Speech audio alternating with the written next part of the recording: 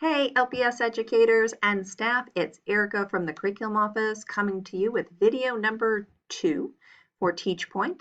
And we're going to get started. Open up that Chromebook, laptop, or desktop and find yourself at a Google browser.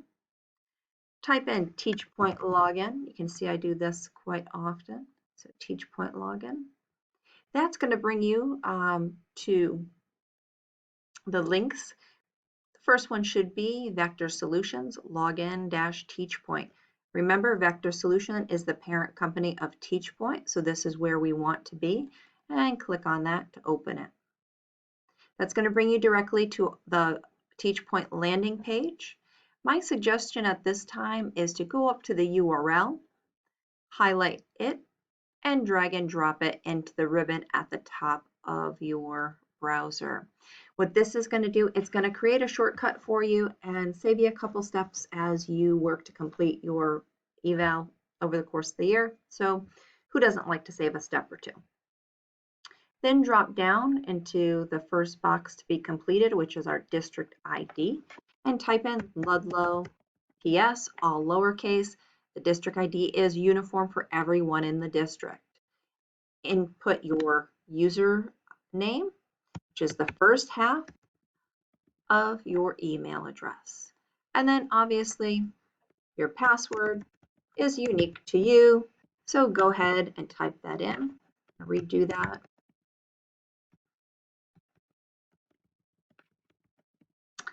Sometimes it's hard to type and talk, and click sign in. This account has a couple of options. I'm just going to make sure we're here at the home page. This is what your landing page should look like as an educator. You're going to notice we are on the Shadow Person tab. And unlike the last time we were together, in the list view, it was blank.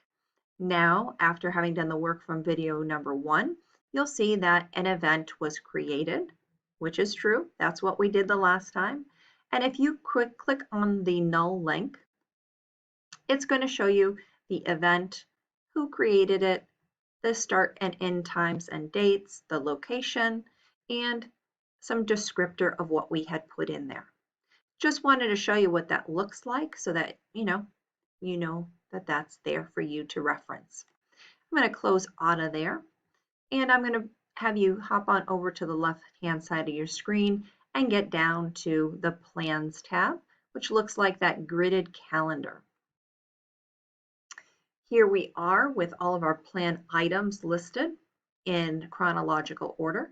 You'll see that the event, which is a blank calendar page, is already completed, indicated by these green check marks. That's what we did last time.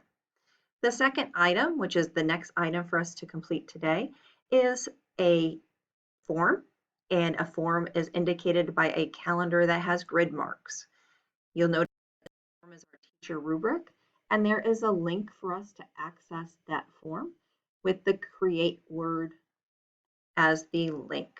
So click on the word create, and it will bring you to your rubric. Whether you're a teacher, SISP, nurse, building admin, etc., your rubric is going to be customized to you.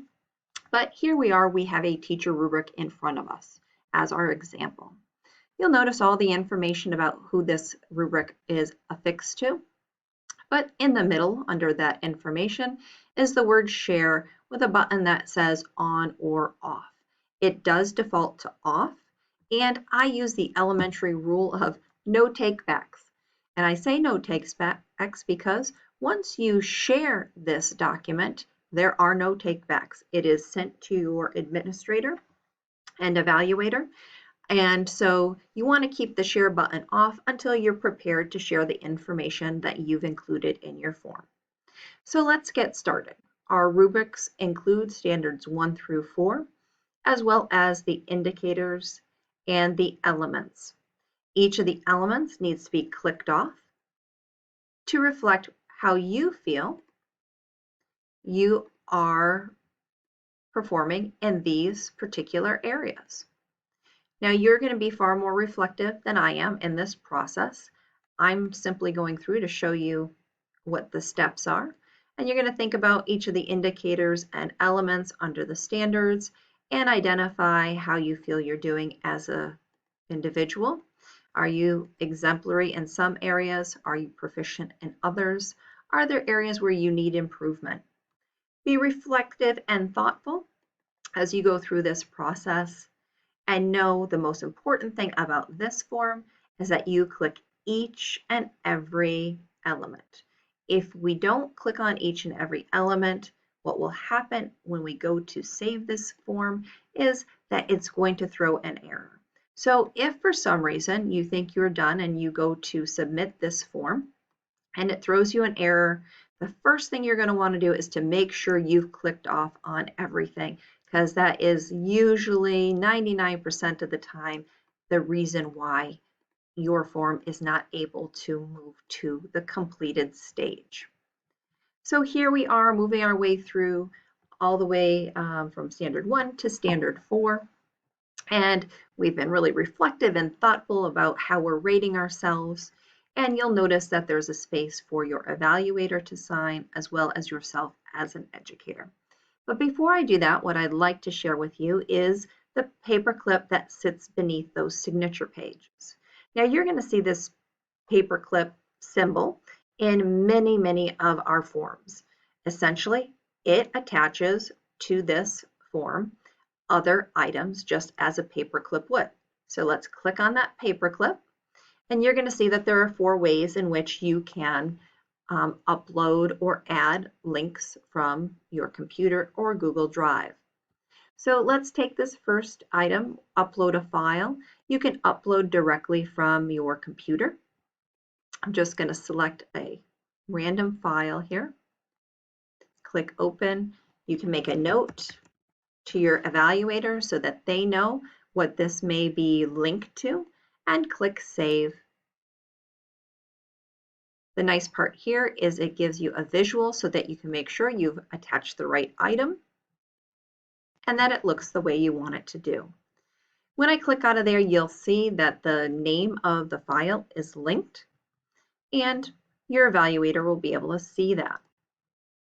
Now, if you'd like to grab something from your Google Drive, which we all use very often, and is most likely a place where you're going to pull items from.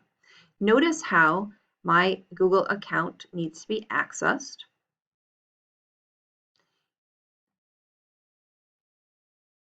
And what that says to us is, remember, any Google document that other people are able to view needs to be shared. So if you create something for your classroom that you're projecting and you're not necessarily sharing with anyone, but it's sitting in your Google Drive, make sure you share that with your evaluator. If you don't share it with your evaluator, then they are not going to be able to see that item. And that is the most common error that we have seen so far around the attachment of documents. So I'm going to click a note. Maybe I want to drop a tag in here and say this links to standards 1 and 2. And then I'm going to click the save button. Again, it's going to showcase what the file actually looks like. That looks great. That's exactly what I thought I was going to attach. And here you go. You can see that these 2 particular files have been attached. And you can try out the other ones. They're very simple and easy to use. And I think you're going to find it, a benefit to showcasing all the good work that you do. Now, I've been reflective. I've added items via the paperclip, and now I am ready to sign. So I'm going to click the signature button. It says, are you ready to sign this form? And I'm ready. That you notice that the share tag is clicked. So I'm going to sign it, and I am going to share it at the same time. You could choose not to share, but for me, I always kind of think if I'm signing it, I'm likely ready to share. So I'm going to do both. After I click that, the file has been saved. You're brought back to your plan page.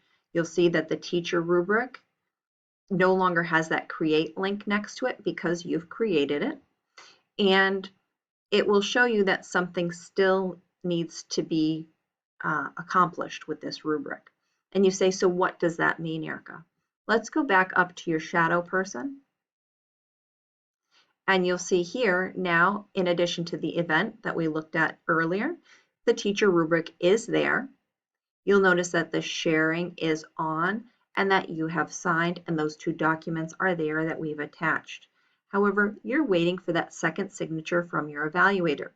Once your evaluator signs off, you'll see two signature items, or pencils, I should say, and the item will be complete. Now you say, Erica, what if I've shared and all of a sudden I think I want to edit that? You can do that, and I'm going to show you how. If we go back to the teacher rubric, there are 4 buttons up here. Obviously, save will save your work so far. Close will close you out. There is an action button with a drop-down menu. Now what you can do is you can copy your teacher rubric by clicking copy, and you can say keep original, keep all data, signatures, typically you don't want copied, so you want it to be off, and set the sharing, you also want that off. Delete original form, I would say not until you're ready, and move attachments, yes. Bring those attachments over with this file and click copy. Now, under your shadow person, you're going to see that you have 2 active rubrics. You're going to see the original one that was shared and that you signed, and now you're going to see also the copy that you just made that is not shared because there's no green button, and it is not signed because there's no pencil mark, but you do see those 2 attachments. So now what you can do, go back to your plan page, and you'll see the 2 rubrics reflected right here. Signature required, not shared. This one that is not shared is the rubric that you can go back to and edit if you so choose. Okay, and then you would edit as you see fit. You would sign off just as we had done in the previous plan, and you can share that and save. I'm going to simply close out of this one for right now. Now, you don't want to leave 2 sitting there. And what I'm going to do is I'm going to click into the one that is not shared just for this purpose. And I'm going to go into actions and I'm going to delete this one. And it's going to ask me again, are you sure, Erica, that you want to delete? And I'm going to say, yes, yes, I am. And there I go. So you can see that in this process, you can create something, you can sign it and share it. And if for some reason you want to edit that and you're not able to, once it's signed, then make a copy of it, edit it, and then you can reshare it with your evaluator. So even though it's shared and signed, it doesn't mean we can't edit it. We can do that. We just want to make sure that's not something we do regularly because we just don't want to add any confusion to the forms that need to be created. So that is how to complete your teacher rubric for September 30th of our evaluation cycle. Hopefully this information was helpful, and we'll have another video coming up next, video number 3, to continue to walk us through the Teach Point process. Until that time, enjoy yourselves and be well.